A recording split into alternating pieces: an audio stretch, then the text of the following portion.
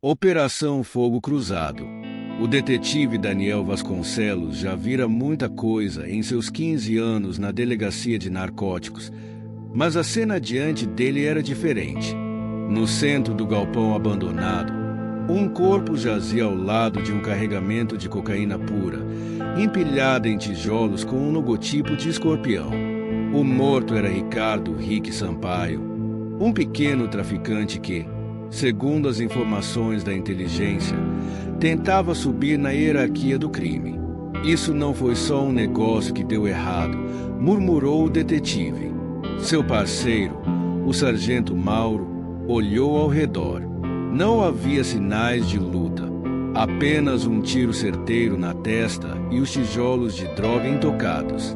Parecia uma execução. A perícia revelou que Rick tinha recebido uma ligação minutos antes de sua morte. O número era de um telefone descartável, típico do tráfico. O último local registrado era um bar na zona portuária.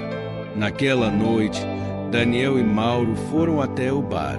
O dono, um homem de meia-idade chamado Barbosa, se fez de desentendido, mas os olhares nervosos de um dos frequentadores chamaram a atenção de Daniel. Era um informante de longa data, Jorginho.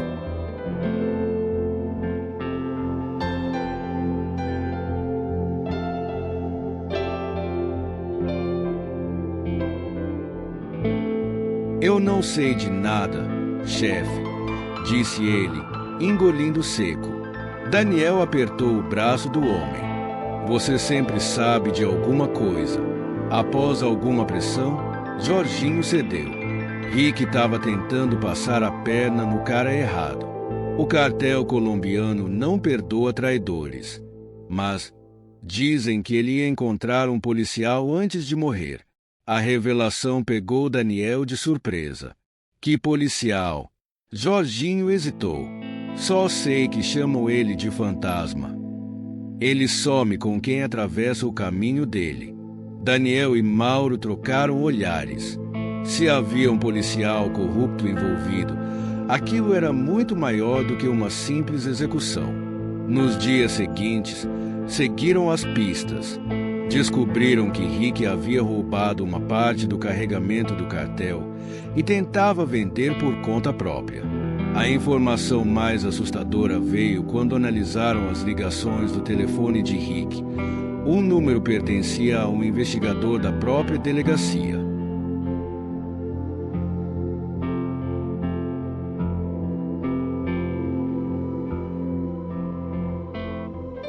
O nome apareceu na tela do computador. Delegado Ernesto Farias. Daniel sentiu o sangue gelar. O chefe da divisão antidrogas estava diretamente envolvido.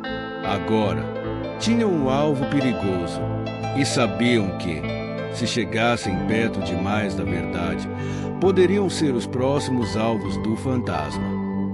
A caçada estava apenas começando. Daniel Vasconcelos sabia que mexer com o chefe da divisão antidrogas era praticamente uma sentença de morte. O delegado Ernesto Farias era um homem respeitado, com anos de serviço, conhecido por desmantelar redes criminosas. Mas, se as evidências estavam certas, ele não estava combatendo o tráfico, ele estava lucrando com ele. O detetive e seu parceiro Mauro decidiram agir com cautela. Antes de acusar Farias diretamente, precisavam de provas sólidas. O primeiro passo foi descobrir como o delegado estava envolvido na morte de Rick Sampaio e no carregamento de cocaína.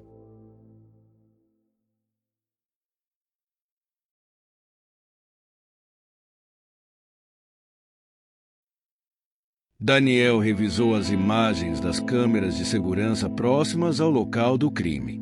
Depois de horas analisando, um carro chamou sua atenção. Um sedã preto sem placas, estacionado a uma quadra do galpão minutos antes da execução.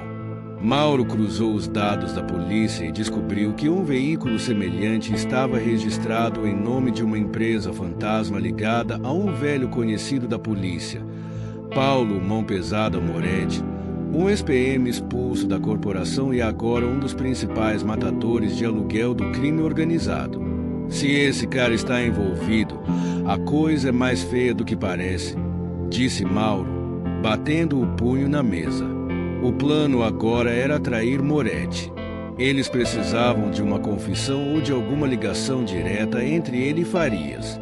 A oportunidade surgiu quando Jorginho, o informante, contou que Moretti costumava se reunir com seus contatos no Clube 27, uma boate na Zona Sul, conhecida por ser ponto de encontro de criminosos e policiais corruptos.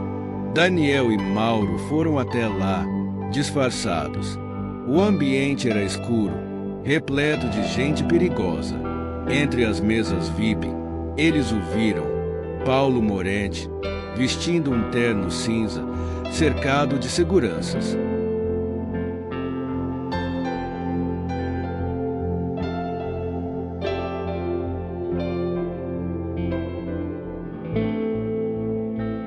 Daniel pegou um copo e se aproximou do balcão, fingindo beber. Moretti riu de algo que um dos capangas disse, mas logo seu semblante mudou ao olhar para o outro lado do salão. Seguindo seu olhar, Daniel viu alguém que não esperava. Delegado Ernesto Farias. Bingo! Sussurrou Mauro. Os dois observaram à distância. Moretti e Farias conversavam baixinho, mas as expressões eram tensas. Após alguns minutos, o delegado entregou o envelope ao ex-PM. Moretti o abriu discretamente, conferiu o conteúdo e sorriu. Deve ser pagamento pelo serviço sujo, concluiu Mauro. Eles tinham algo grande, mas ainda não o suficiente para derrubar Farias. Então Daniel teve uma ideia arriscada. Pegou o celular e enviou uma mensagem para Jorginho. Preciso de um favor. Descubra o que Moretti vai fazer amanhã. O informante demorou a responder, mas quando fez, foi direto ao ponto. Ele vai resolver um problema amanhã de manhã. Encontro no Armazém 12, perto do porto.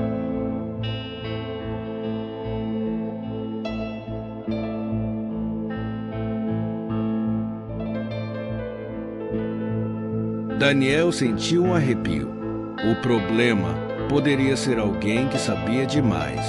E, se Moretti estava envolvido, havia uma grande chance de que fosse uma execução. Temos que ir para lá antes dele, disse Mauro, se levantando. Eles estavam prestes a invadir um território perigoso sem reforços, mas sabiam que, se esperassem, poderiam encontrar apenas mais um cadáver. E talvez nunca pudessem provar a corrupção dentro da própria polícia. O jogo estava armado. Agora, era questão de quem puxaria o gatilho primeiro. O relógio marcava 5h47 da manhã quando Daniel e Mauro chegaram ao Armazém 12, perto do porto. O local estava silencioso. Apenas o som das ondas batendo nos pilares de concreto quebrava a calmaria. Eles estacionaram a uma distância segura e saíram do carro com suas armas em punho. Isso cheira a emboscada, murmurou Mauro. Daniel assentiu. Eles se moveram silenciosamente, mantendo-se nas sombras. De repente, um carro preto parou em frente ao armazém. Moretti saiu do veículo acompanhado de 2 capangas armados. No meio deles, um homem estava ajoelhado, com as mãos amarradas e um saco preto na cabeça.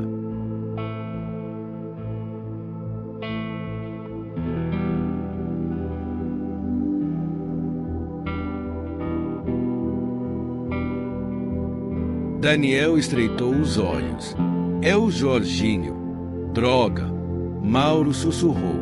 Moretti sacou uma pistola e apontou para a cabeça do informante. Você falou demais, rato desgraçado. O patrão não gosta de gente que abre a boca. Daniel sabia que tinha segundos para agir. Sem pensar, saiu da sombra e gritou: Polícia, larga a arma. O som do alerta ecoou pelo galpão. Moretti virou-se e disparou na direção deles. Daniel e Mauro se jogaram atrás de uma pilha de caixotes, enquanto os capangas também abriram fogo. O tiroteio foi intenso. Mauro conseguiu acertar um dos capangas no ombro. Derrubando, Daniel rolou para o lado e acertou o segundo no peito, que caiu sem vida. Moretti, vendo a situação piorar, agarrou Jorginho e apontou a arma para sua cabeça.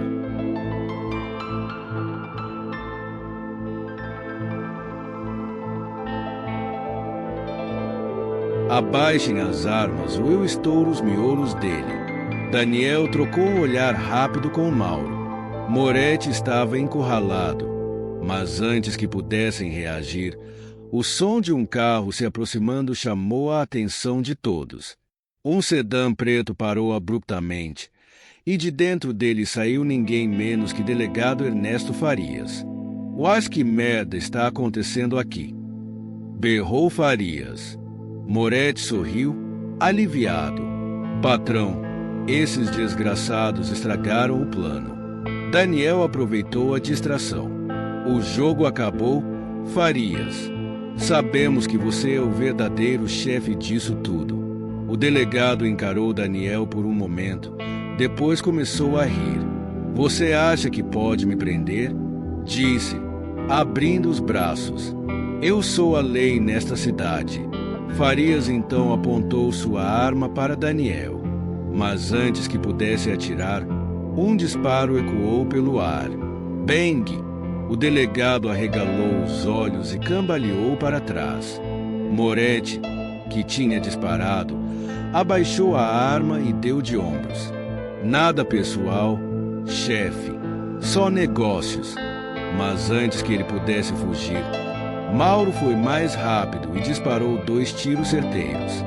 Moretti caiu de joelhos, engasgando com o próprio sangue.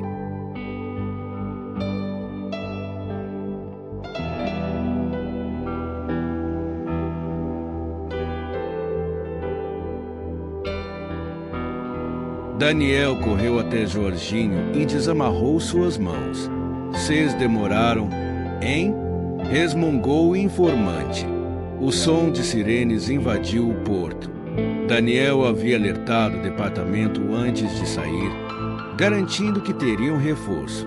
Quando os outros policiais chegaram, encontraram Farias caído, Moretti morto e um carregamento de drogas suficiente para colocar um cartel inteiro atrás das grades. Com a morte de Farias, a rede de corrupção dentro da polícia começou a desmoronar. Investigações revelaram que ele e Moretti estavam operando juntos havia anos, desviando drogas e eliminando qualquer um que ameaçasse o esquema. Daniel e Mauro sabiam que a guerra contra o crime nunca terminava, mas naquela noite, pelo menos, a justiça prevaleceu.